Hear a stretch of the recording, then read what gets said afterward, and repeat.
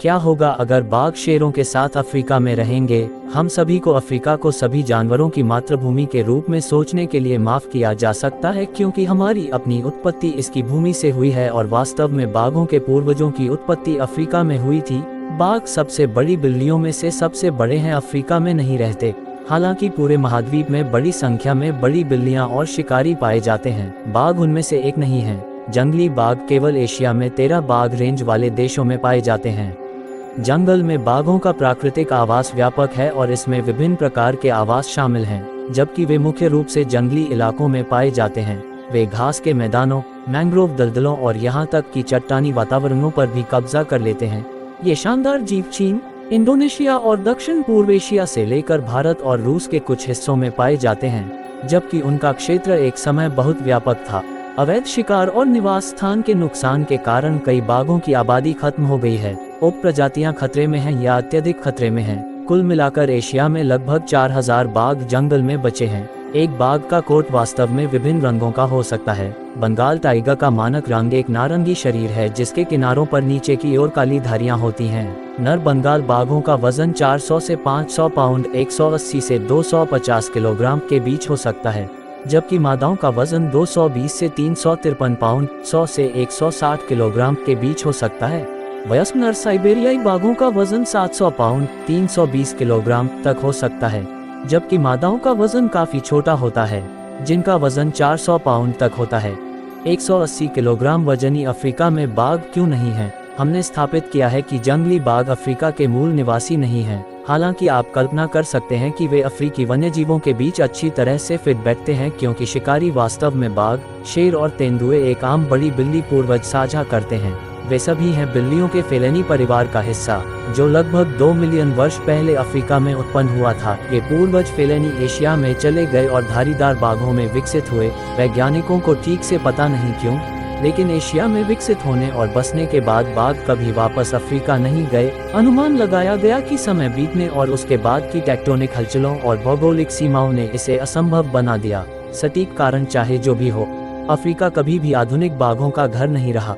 क्या बाघ अफ्रीका में जीवित रह सकते हैं? सबसे पहले ये स्पष्ट है कि बाघों को पानी पसंद है। यही कारण है कि वे शायद ऐसा करेंगे। भोजन के मामले में अफ्रीका से नफरत है। मुझे नहीं लगता कि यह बाघों के लिए कोई समस्या होगी। ये ज्ञात है कि यह एशिया में भी अनिगुलेट्स को खाता है, और अगर बाघ जैसी जीवन शैली वाला तेंदुआ जीवित रहने में कामयाब हो जाता है, तो अफ्रीका में ऐसी किसी चीज की कमी नहीं है और वहां शिकार निश्चित रूप से एक बाघ कर सकता है।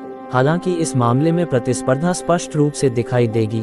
अफ्रीका में पहले से ही अपने शीर्ष शिकारी शेर हैं जो झुंड में रहते हैं, और लकड़बग्घा जो अकेले कुलों में रहते हैं। बाघ के पास इन प्रतिद्वंद्वियों के एक समूह के खिलाफ कोई मौका नहीं होगा, चाहे आप कुछ भी सोचें। आमने सामने की लड़ाई में ऐसा होगा कि यदि बाघ मैदानी इलाकों में किसी जानवर का शिकार करने और उसे मारने में कामयाब हो जाता है, तो उसे शेर या लकड़बग्घा जैसे सफाई कर्मियों को अपना भोजन छोड़ने के लिए मजबूर होना पड़ेगा या अंत में लड़ते हुए मरना होगा।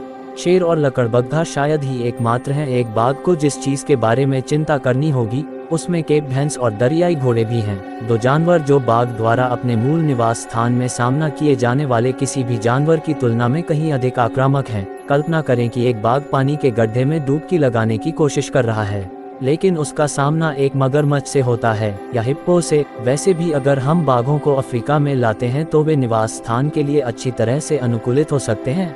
आश्चर्यजनक रूप से बाघों का छलावरण अफ्रीकी वातावरण में अच्छा काम करता है। वो अपने नए वातावरण अफ्रीकी सवाना में अनुकूलन करना शुरू कर देंगे। वो जेब्रा, केप भैंस, नील मगरमच्छ, जिराफ आदि का शिकार करना शुरू कर देंगे। वो गर्मी को सहन करना शुरू कर देंगे। तापमान शारीरिक रूप से बाघ अफ्रीका में जीवित रहने में अधिक सक्षम है। आकार, गति और वजन में यह एक रेखा के बराबर है।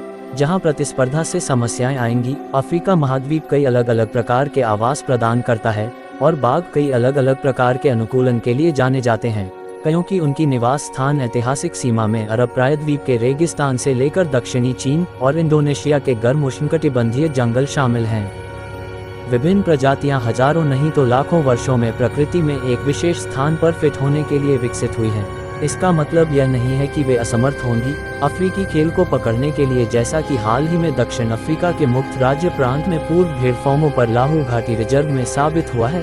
बाघ और शेर भारत में सह अस्तित्व में है। शेर घास के मैदानों, सवाना में और बाघ जंगलों के करीब, लेकिन उनके क्षेत्रों में कभी कभी परिधियों में ओवरलैप होता है। इसलिए इन दो शीर्ष शिकारियों के बीच कुछ संघर्ष होगा, क्योंकि वो एक ही शिकार के लिए प्रतिस्पर्धा करते हैं। नहीं, बाघ अफ्रीकी शेर की जगह नहीं लेगा, क्योंकि वो अफ्रीका में शीर्ष शिकारी है।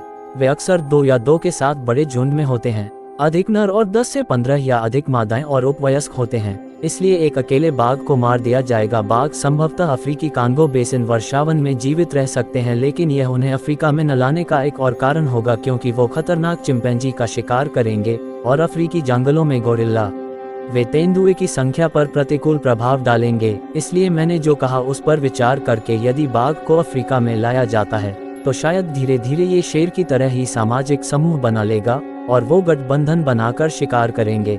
आपकी क्या राय है, कमेंट में जरूर बताएं। तो दोस्तों, आज के लिए बस इतना ही। पूरा वीडियो देखने के लिए बहुत बहुत धन्यवाद।